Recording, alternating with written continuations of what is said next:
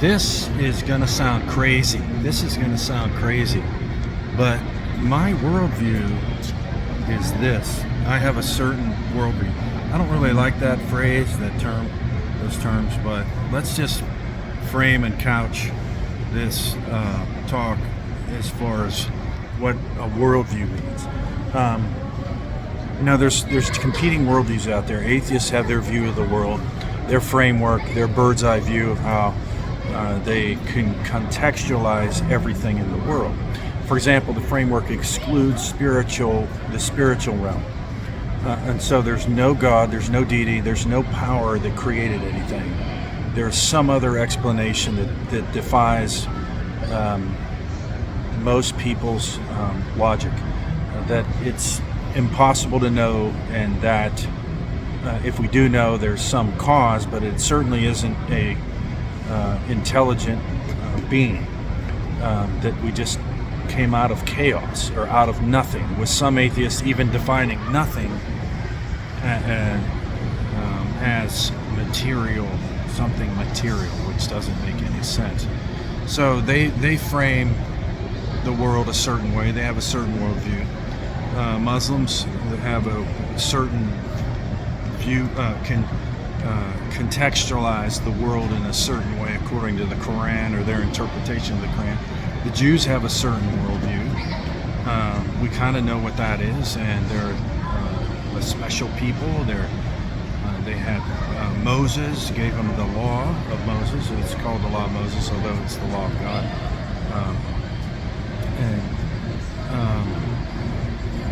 So they have their way of interpreting things and concluding.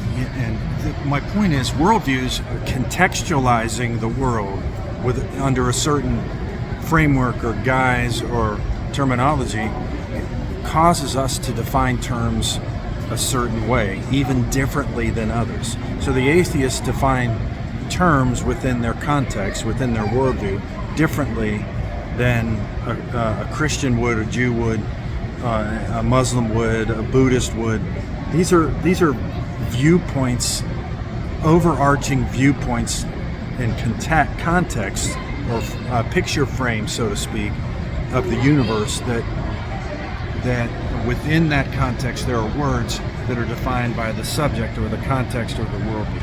So we're never going to have the same worldview as each other generally, although many of us share the same worldviews. But my worldview, and I know there's other worldviews, there's other kinds of worldviews, but my worldview, and I don't like that term, but the way I contextualize myself, you, and the world, religion, people who believe in God and don't believe in God, is in one word: character. There's good and bad character in life. There's healthy character, then there's destructive character. It's called personality. As one person put it when I said to them, let's say, they say, "You're tall," and I say, "Well, that won't get me into heaven, will it?" The person said, "No, it's your personality that'll do it." And they're essentially right. They're concluding that your nature, your personal nature, your character, your attitude is personality, it's your character, and will determine your destiny. And there's a famous quote from an ancient person, I can't remember his name, but he said, "Character is destiny." I totally agree with that 100%. And I believe in my worldview, so to speak, that's framed by character, that's the reason why the universe exists. That the character behind it all is a very powerful character, a very very unsearchable character, so to speak, somewhat searchable, but inscrutable, meaning it's so hard to, in our limited fleshly ability, to quantify the power behind the universe that caused this all to happen. It's a fantastical power that's beyond measure. The way the universe just hangs there, even planets that are huge just hang in no air at all. there's something powerful holding that, and it isn't math. we can think up all kinds of ideas, but and understand them and believe them, but that doesn't mean they're true. They're theories. They're guesses. So, the way I view the world, the way I view you, the way I interpret you, the way I interpret myself and judge myself, the way I judge the world, the way I conclude about things in the world, is based on the framework of, and I know no better word than character. And so I believe this is the best way to judge myself and the world, because it helps me to figure out what is good and bad. And then and so my other contention is that character exists before religion. Although I'm religious, I'm a Christian.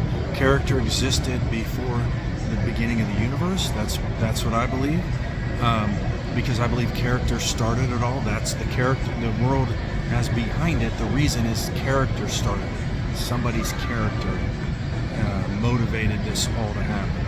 And so I think it's the most beneficial way to look at life, to even judge yourself. Is being sad a good character trait? Sometimes it is, when we regret things that we did wrong. That's a good kind of sad, but we don't want to stay there. We want to get out of it and flip it, and those kind of things. We want to be happy. And so how do you view the world? It makes all the difference in the world, how you judge the world, because many of us, it's like Jesus said to all of us, don't judge. And there's a context there, there's points, and it's talking to specific people that are really bad judges, hypocrites, people that are sexually immoral, liars, murderers, killing the babies. All these people, they're told to shut up because you're a hypocrite. Quit telling people what's right. And so the context is that. It's about hypocrites. He's telling hypocrites, don't condemn or conclude about anybody. Get the log out of your own eye. You're condemned yourself in the sight of God. He said, don't judge, because all of us have a problem coming to the proper conclusion. And I asked the question, why? Because of our worldview. If you're an atheist, you conclude and define terms based on your framework of no God and no spiritual realm and no philosophical realm. It just blows my mind that atheists are so narrow-minded. They don't even want to consider a spiritual realm. Angels, God, spirits. It's just like this Sadducees, the leading Jewish party in Jerusalem at the time of Jesus. They didn't believe in angels. They didn't believe in spiritual things. But the Old Testament talks about spiritual things. There's angels there. Gabriel's there. He went to Daniel. Abraham met 3 heavenly beings. One of them was the Lord. 2 of them were angels. It says it. And they don't even believe in the Spirit. But in the beginning, chapter 1, it says the Spirit of God was hovering over the surface of the deep. So people can get into positions of power, even in religion, and deny exactly what it says.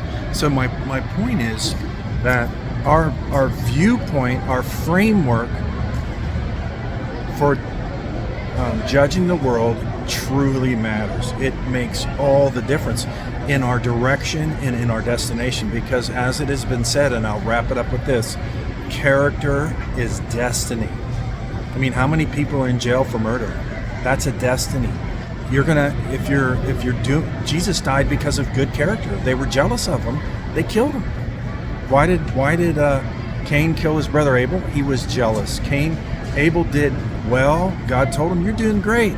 And at Cain, he said, you're not doing great. You need to change. Well, Cain didn't listen to the master teacher. He didn't listen to the Lord. He killed his brother. He was jealous. He got angry. Then there was a consequence that was his destiny. Adam is Cain. Abel is blessed forever. Cain is cursed forever. He is an example of the devil and a murderous, bad attitude, narcissistic, selfish character, and it was right from the beginning. So character is destiny. I appeal to you to frame and judge yourself based on good character and bad character, and be good